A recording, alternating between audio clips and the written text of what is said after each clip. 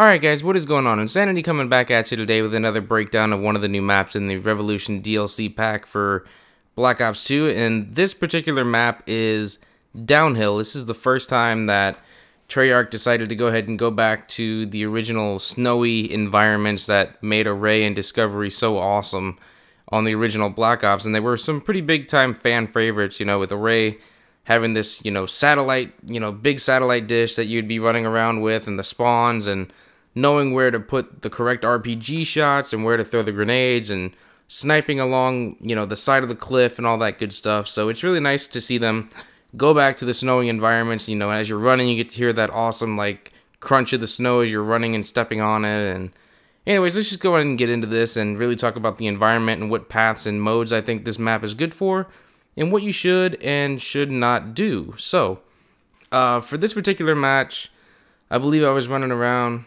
the entire match with the Peacekeeper SMG still. I really wanted to go ahead and keep showing the Peacekeeper since it was another big piece of this DLC and the first time that any weapon was offered as a downloadable content add-on. So, I believe for this particular match, I was using the long barrel and the foregrip. That pretty much gave me my little edge over everybody else in this particular game.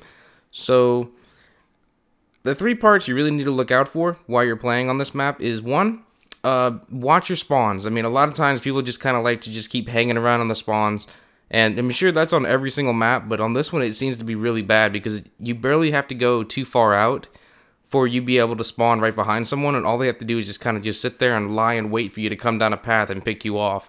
So that's key number one.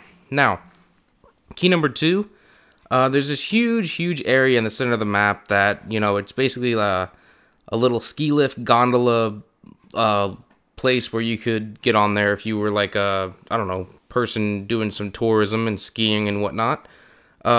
Anyways, that's not really the case for us. I mean, basically, you can use these gondolas inside this little building as cover. You can use them, basically just kind of travel along the side of them. You don't want to try and get in front of them, because if you are right in front of it when it decides to start moving, it will kill you. Even though it's moving at like a mile an hour, just the slightest tap and you're dead. So be sure to watch out for that.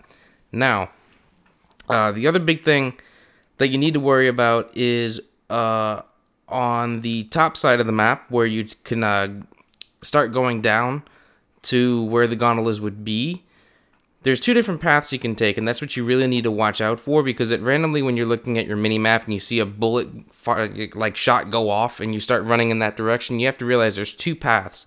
There's one center path, and there's a path to the left that would go around the side, and it's on both sides of the map that you have to worry about.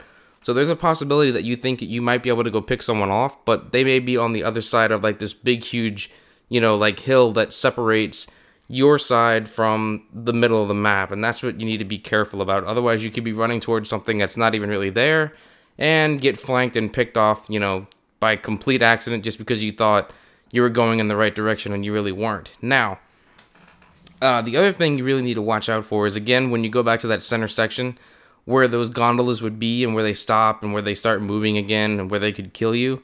There's two paths, one on each side, where it's kind of like got this little narrow pathway that goes around the back of the building.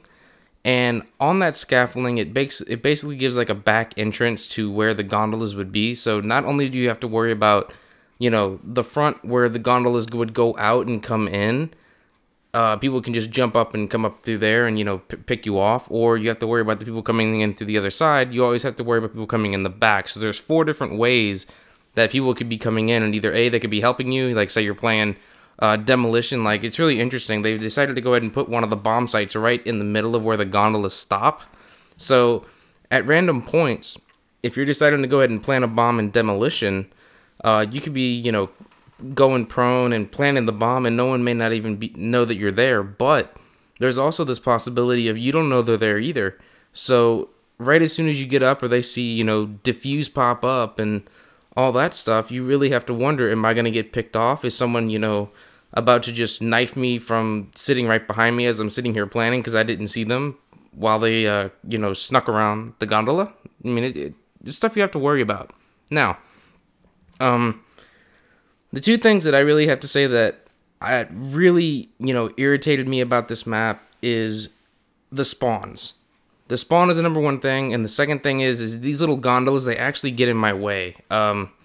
As I'm sitting there and I'm deciding to go ahead and go through that center part of the map, you don't really notice that someone's going to be right behind it, and if you're in the center, randomly you're just going to get picked off if you're trying to, you know, gun it across from one side to the other.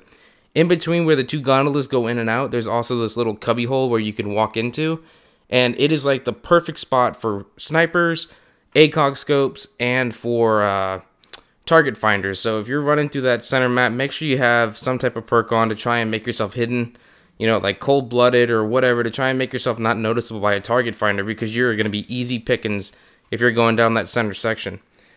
Now, more about my particular gameplay. When I was playing through this, I can't believe I managed to do this twice. I have the VSAT, the Lodestar, and the Warship all equipped as my score streaks, and as I was running through, I managed to get all the way up to the VSAT. I was like 1 kill away, and you'll see here in a minute, in the same room, twice, I managed to get killed by the same Bouncing Betty, by the same person. So I don't understand how I let myself do that. I mean, you'd think I would have learned the first time, and I guess I was just getting caught up in the moment.